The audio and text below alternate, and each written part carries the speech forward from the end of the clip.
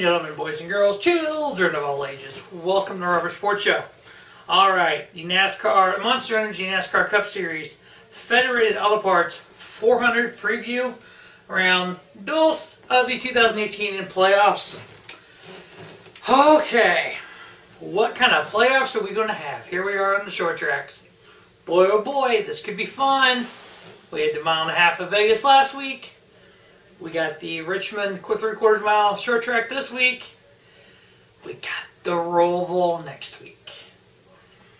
So unless you want to roll the dice next week at the Roval, you got to do well here at Richmond. 300 miles, 400 laps, 100, 100, and 200 are 3 stage lengths. The first September-October race at Richmond was 1958. The last 2 Richmond races have went to overtime. Now, if we remember, they've all been for the last race to get into the playoffs. This is the first time Richmond's been in the playoffs.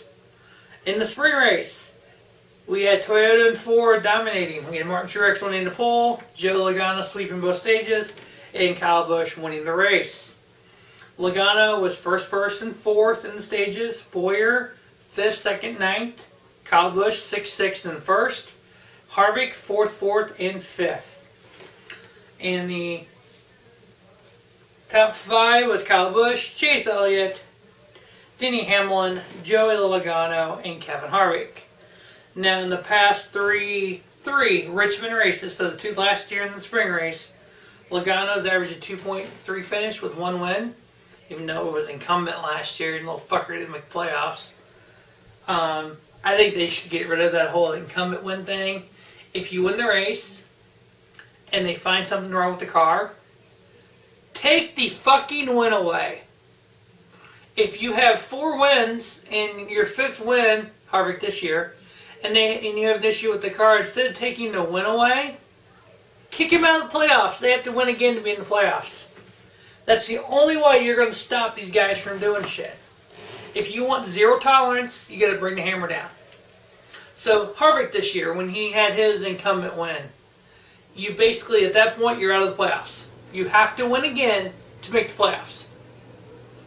That's going to put more pressure on him because they already had 3 wins, so who cares? And so it's bonus points. Ooh. Yeah, you say, okay, you know what? You got this incumbent win now, you are out of the playoffs until you win again.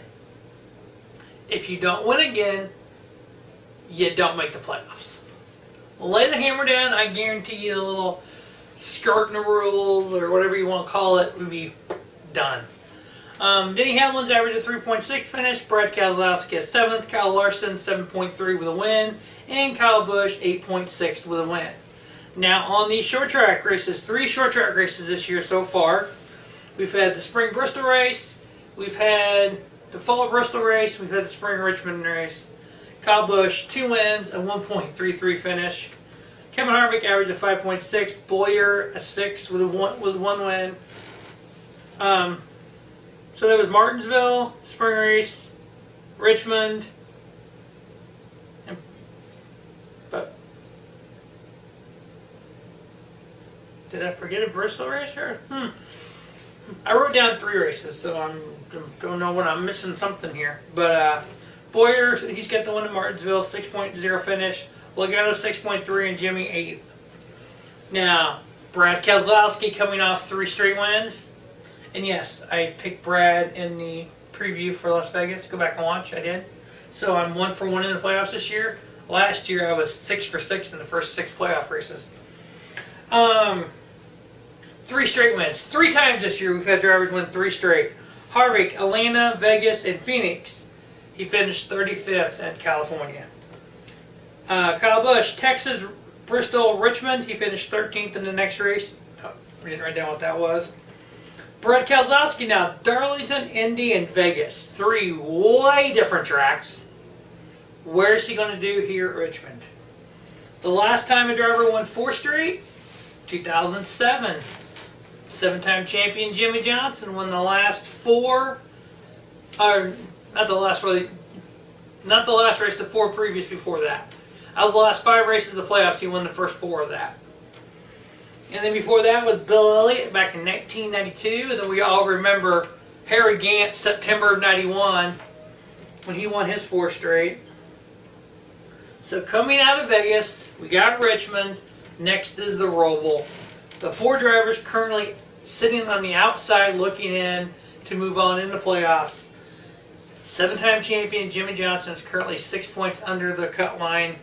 Chase Elliott's 9 points under. Eric Jones 19 points under. Denny Hamlin's 20 points under the cut line right now. We all know that can change in a race. That can change in 2 races. A win could blow that all away. Denny Hamlin can win this, and we're looking at a whole different scenario going on. But my 3 picks to win the Federated Auto Parts 400. How do I not pick Kyle Busch? Come on. How do I not pick Kyle Busch? Boy is on fire on the short tracks. Kevin Harvick. How do I not pick him? He's ran freaking phenomenal this year on the short tracks. Joey Logano is my other pick. Joey has won at Richmond before. I think he is hungry. I think he wants to prove that he deserves to be in the playoffs. So, my 3 picks. Plus, he's got 2 wins and averaged 2.3 finish at Richmond in the last 3 races, and he swept the stages last year. 3 picks: Kyle Busch, Kevin Harvick, Joey Logano.